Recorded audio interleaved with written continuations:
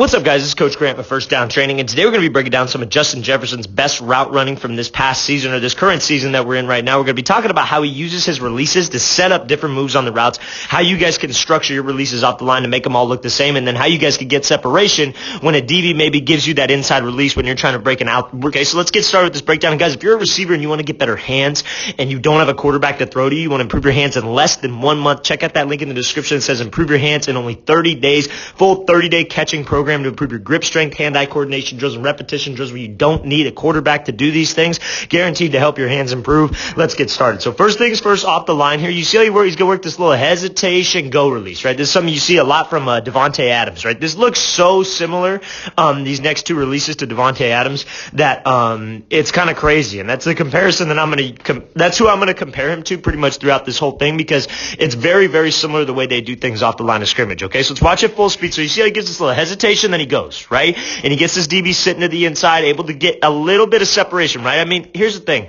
He's not wide-ass open, right? He's open, though, right? He's in a spot where the quarterback can give him a chance and we're able to make a play because we got this guy by a step. And in the NFL, this is all you need, and especially off the line of scrimmage, everybody thinks I got to break this guy's ankles. Let's just keep the timing. Let's just get off press and let's just go, right? And this sets up other things, and that's what we're going to be talking about throughout the course of this video. So you see when he comes here, what's he trying to sell? You see how he gives this little hesitation go, right? So he slows the tempo, gets him sitting to the inside, then he bursts up to the outside, right? Now let's look at this second clip here before I go back to the first clip. You see how he gives this little hesitation, 1, 2, 3, 4, and he gives that 1, 2 to the inside. Now, what this can set up, right, is you see how he goes hesitate. What if he just put the brakes on right there and he just cut off at this leg and then he ran a slant, right? DB's outside DB worked off to that outside shade because we slid him out there, and then I break one time and then I run to the inside. That's what this can build off of, right? So now maybe the first time I come off the line of scrimmage, I hit him with this hesitation, right? I hesitate and then I go. He's staying disciplined on the inside. Now this can either build from that hesitate, cut one and break to the inside, or maybe this is the first thing you guys come out of the gate with, right? If you're a vertical threat offense where you run a lot of verts, especially from the outside, this is a great release to use to screw with this guy. You hesitate in that space, you get him thinking, how's he going to play me? Is he going to shoot to the outside? Maybe I break on the left and then I take the inside. Maybe he stays disciplined on the inside, watching my hips, and then I beat him with speed to the outside. And another great thing about this release is he's staying in range, right? You see the range that he's able to take here? This DB cannot get hands without addressing him. And if he addresses him and he leaves his base, he could swat his arms by and take the outside. So when we stay in this like 45, again, does not have to be a perfect 45, and I'm not saying he's thinking about all this, right? But this is how you guys can structure your routes and how you guys can learn to improve your game. So when he stays in this like 45-degree angle range, right, where he's in this 45, he's kind of sitting there, DB either has to shuffle with him and watch his hips, or he's got to come at him. And when he just stays with him, stays to the inside, let's beat him with speed. We got his hands off of me. I could just beat him to the outside right now. I keep my head down. I know where I'm going. Now, let's say he's got to run a comeback.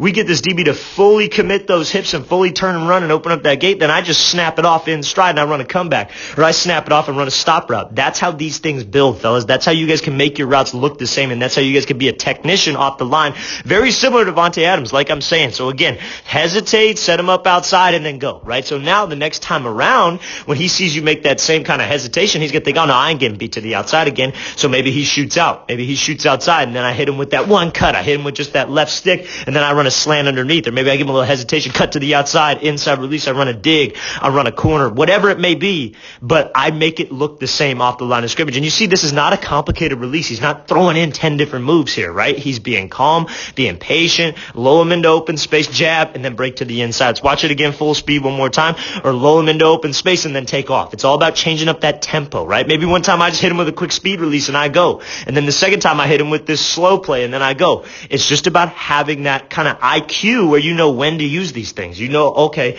this could work here, this could work here, I could do this, I could do that. That's how you guys start to make all your routes look the same, and that's how you guys could start to get more separation. Let's watch it again full speed one more time. So he kind of hesitates here, takes off, bursts up full speed, keep that head down, make that play over the top. Great job making that catch in traffic too. Again, at that level, you're not going to need a freaking 5 yards of separation, right? That quarterback's a very good quarterback. You have chemistry with the quarterback. You must have good ball skills being an elite wide receiver. Or not, I wouldn't call him elite yet. I think he's elite, but I know most people probably don't think he's elite yet. But I think he's an elite receiver. When you're an elite receiver like that, you got to be able to go make pass catches over the top, right? So now let's talk about, okay, I got to run another fade. but I want to make it look the exact same. And maybe I've beaten him on a slant before, or maybe I haven't. Maybe I've just slid and go. Now I got to mix it up. I don't want to be one-dimensional. I don't want to do the same thing, right? So we watch this full speed again, slide, 1, 2. And you see how he throws his body. That's what gets that DB sitting to the inside. So again, where does he slide? He does not slide flat. Okay, that's something that I want to talk about as well. When this DB's in this catch technique here, we do not want to slide flat, because that's what's he going to do? He's just going to shuffle with me. You make that move, and he's got space to react. You want to be in that range. Again, you see how he does such a good job of being in that 45, right? He stays in that range where he gives a little hesitation. 1, 2, 3, 4.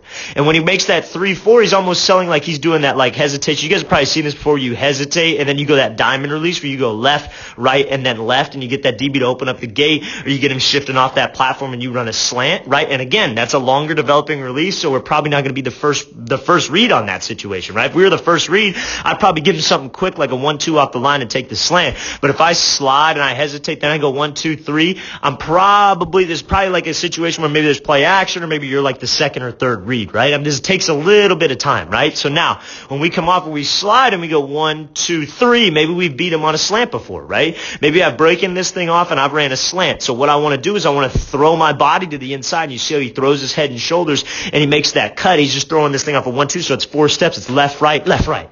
And you're throwing your body to the inside because that's what gets him sitting on that slant. He's watching your hips. So if you throw your hips and you throw your torso and you turn your actual body, that's what's more likely to get him to sit to the inside. And if we get him to sit on that inside leg, that's going to freeze him, and you see how he gets his feet flat. If we get his feet flat right here, then I could burst up, I could keep my head down, I could widen this gap. And again, if I'm just a little bit of separation, I get this guy in oh shit mode where he turns his hips and he has to run from me. Again, we didn't completely dog him off the line, but again, that little hesitation is everything, because that's how we could get space. Right now, obviously, I think this DB played it pretty correctly because he stayed outside, right? He didn't jump way to the inside. He didn't bite on this inside fake. Maybe we could have thrown the fake a little bit more, but he's in a good position. But now maybe I come back again and I show him the same thing when I got to run a slant, and I go 1, 2, 3, and I break it off and I beat him on a slant. And then I come back, and it's just a mind game. You get this guy guessing, and when he's seen the same release, but you've run 4 or 5 different routes, that's what gets you a lot of separation, and that's what gets in that DB's head, because it eventually is all a mind game. Let's watch it again full speed. I hope this, guys, helps you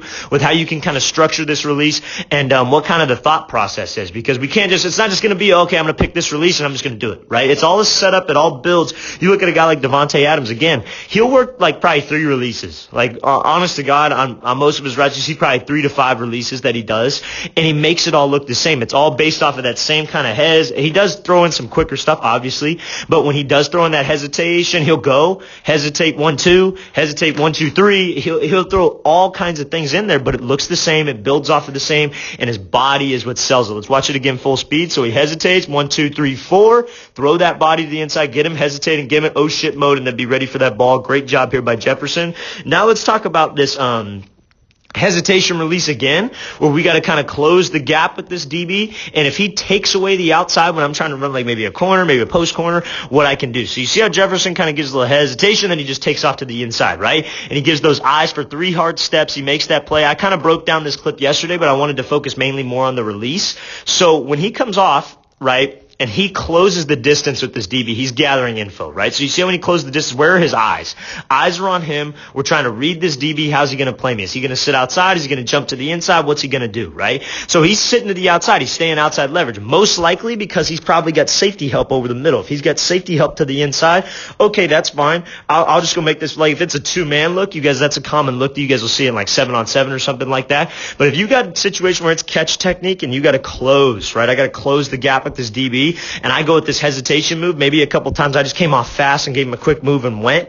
But if I hesitate, I'm trying to gather info, I want to take this inside release if he's giving it to me. Don't force it if you don't need it. Don't force the outside release if he's taking away the outside. Now, if he jumps to the inside, that's a different story. Take the outside release. Trust your moves at the top of the route. But if he stays here and he stays to the outside on this hesitation, let's just take off. Let's take the inside release. Let's dip that inside shoulder. Let's work to restack, or if it's like a post corner or something like that, I give my eyes. guys, I work this fake, but that's how we got to play this thing. If you're going to work this hesitation, close the gap, right? What if he just sits flat? That's another question that you might get. What if he sits flat? My initial plan off the line could be, okay, I'm going to close the gap, give him this left-right, try to get him to freeze to the inside, then go, or maybe a right-left, take the inside release if he sits flat. But if he shoots outside, just go. If he shoots inside, take the outside.